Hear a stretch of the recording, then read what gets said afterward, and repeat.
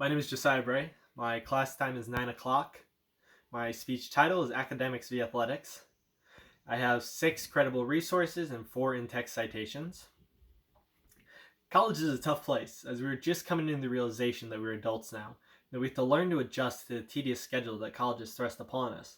Now, with that said, collegiate athletes must perform under stricter schedules than their fellow students, with many of the GPA requirements remaining the same. The purpose of my paper is to convey the immense amount of stress and fatigue that is placed upon student athletes due to being overworked and give a workable solution to help fix this issue. I will describe the weekly life of the Division I student athlete, how it detracts from their schooling, why this needs to change, and how you can help make a difference. I will present the issue that needs resolved, a workable solution, visualize the results, and ask you to act upon what I have presented. The problem that I am seeking to resolve is the overworking of collegiate student athletes. Within the 4 years of college, students are expected to complete 15 credit hours per semester, with 3 to 4 hours of study being recommended for every 1 hour in class. This is an expectation of 45 to 60 credit hours per week of studying, on top of the 15 hours in class. Student athletes hold this same expectation, plus the 40 hours of practice per week. This addition begins to push the limits of what is humanly possible. By way of reference, the average accepted work week is 30 to 40 hours per week, as shown by Statista.com. Athletes are overworked under the guise that this is their choice. Known as voluntary workouts, these are voluntary in name only, and account for 20 plus hours of additional workouts per week. This increase in required time has been shown to affect student athlete grades, with margins as large as a 1-point difference in GPA being shown during studies done by the LA Times. Now that I've presented the need and the issues that it raises, I will present a workable solution to the problem that will resolve it. I believe the best workable solution to the issue of overworked student athletes to be an order written by the NCAA, placing a ban from sporting events and an additional fine upon schools that do not uphold the limit of 20 hours per week, as well as the closing of the voluntary workout loophole. There is a petition found on change.org that calls for a resolution to this very issue. I would suggest taking part in this petition to help make a difference in these students' lives. There have been numerous calls for change, and this quarantine presents the perfect opportunity to make the change needed by these student athletes without it affecting their sport's respective season. Following my presentation of the issue, as well as my vision for a workable solution, I will show how this beneficial change can come about. The solution is a simple and cost-effective resolution for the NCAA. The proposal will provide a much-needed respite for collegiate athletes involved with the NCAA.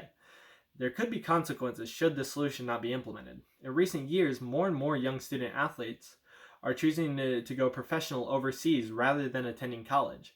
This is worrisome as these young athletes are choosing to avoid a higher education, not because of the schoolwork, but because of the excessive workload.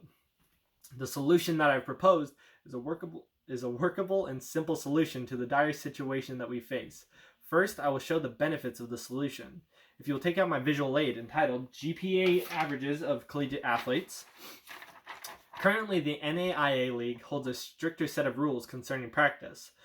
With any activities connected to the sport, this is film sessions, personal workouts, open gyms, individual workouts, being considered a practice, contrary to the NCAA. The NAIA also upholds a set limit of practices, and their students benefit from this. And they've shown an increase of 0.5 in GPA over that of NCAA students, which is also shown to be above that of regular extracurricular activity students. This is what student athletes are capable of, given the chance. On the other side of the situation, there could be consequences should this situation not be used. 4 out of the top 10 basketball recruits of 2020 will not be attending college. Instead, they will be pursuing professional contracts in the NBA's G League. These athletes are choosing this path because to them, it's the easier path. They don't have to deal with stress of juggling sports and academics.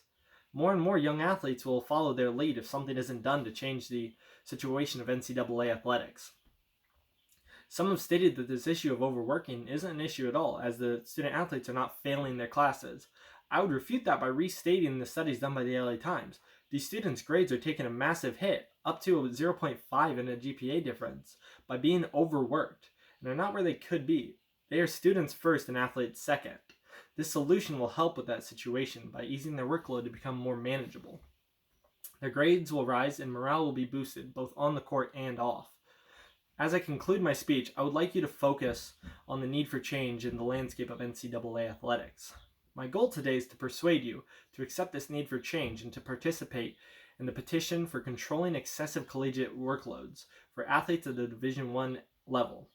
I'm asking you to act upon this solution so that we may see the true capabilities of collegiate athletes. I believe that the best workable solution to this crisis in Division I college athletics to be a petition to curtail excessive workload through the use of the voluntary workout loophole. This plan of action will actually work and will solve our pressing issue. Thank you.